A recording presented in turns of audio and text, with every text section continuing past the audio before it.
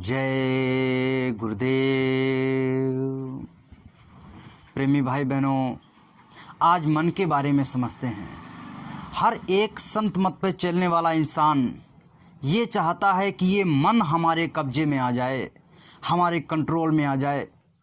लेकिन इस मन ने सबको इस दुनिया में नचा रखा है।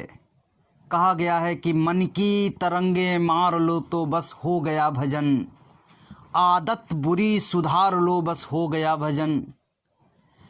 अपने मन की अगर तरंगों को हमने मार लिया, अगर मन को हमने कंट्रोल में कर लिया, तो हम दुनिया की हर चीज़ पे कंट्रोल पा सकते हैं, हर एक चीज़ को पा सकते हैं, अपनी जीव आत्मा को मुक्त करवा सकते हैं, सुमिरन ध्यान भजन कर सकते हैं, संत महात्माओं की सोहबत में रह सकते हैं, उनके चरणों में समर्पण करके अपने आप को ये जन्म मरण से मुक्त कर सकते हैं।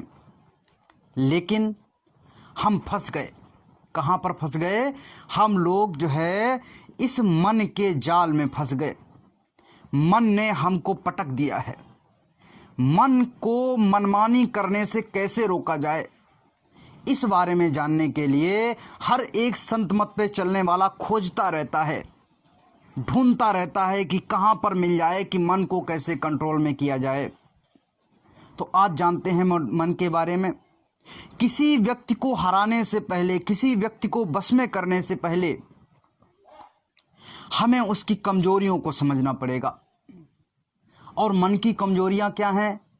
जब हम संत महात्माओं की सोहबत में आए, बाबा जय गुरुदेव जी महाराज के सोहबत में आए, उनके सत्संग में आए, तब पता चला कि ये मन जो है वो इस दुनिया में रस खोज रहा है।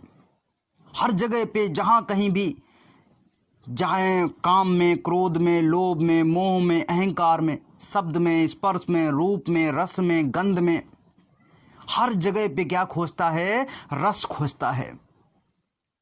और अगर इसको रोक दिया जाए, उसको समझा दिया जाए कि तुम यहाँ पर बाहरी दुनिया में जहाँ जहाँ रस खोज रहे हो, काम में, क्रोध में, लोभ में, अहंकार में, यहाँ से हट कर के आपको ऐसी जगह बता दी जाए जहाँ पे रस का भंडार है और यहाँ का रस क्षण मात्र का है। थोड़ी देर के लिए खुशी आती है और इसके बाद में जो है बहुत समय के लिए दुख ही दुख आपके जीवन में रहता है। फिर थोड़े समय के लिए सुख आता है और फिर बहुत सारे समय के लिए आपके जीवन में दुख ही दुख भरा पड़ा रहता है। कलेश ही कलेश भरे पड़े रहते हैं। तो हमको आपको ये समझने की आवश्यकता है, जो ये मन है, इस मन को हमें बाहरी दुनिया में जो रस खोज रहा है वहाँ से पकड़ करके अंतर में ले चलना है और इसको समझाना है कि देख ऐ मन, जरा देख, यहाँ पर अंतर में रस भरा पड़ा है।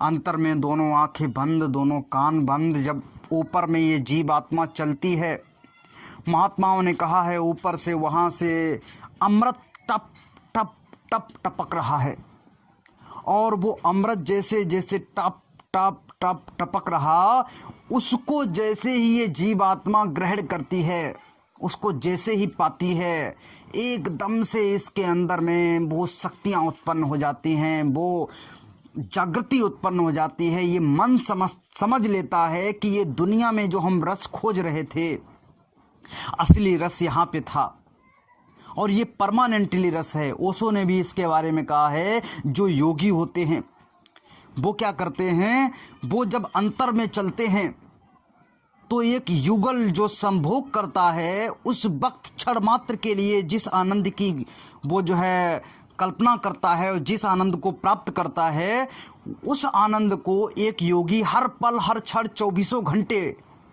उसका अनुभव करता है। आप समझिए, यानी कि इसीलिए संत महात्माओं की जो श्रेणी है, योगी महात्माओं की जो श्रेणी है, बहुत ऊंचे है। और इसको अगर हमने समझ लिया, इस पर अगर चलना प्रारंभ कर दिया, तो ये मन हमारे कंट्रोल में आना शुरू हो जाएगा।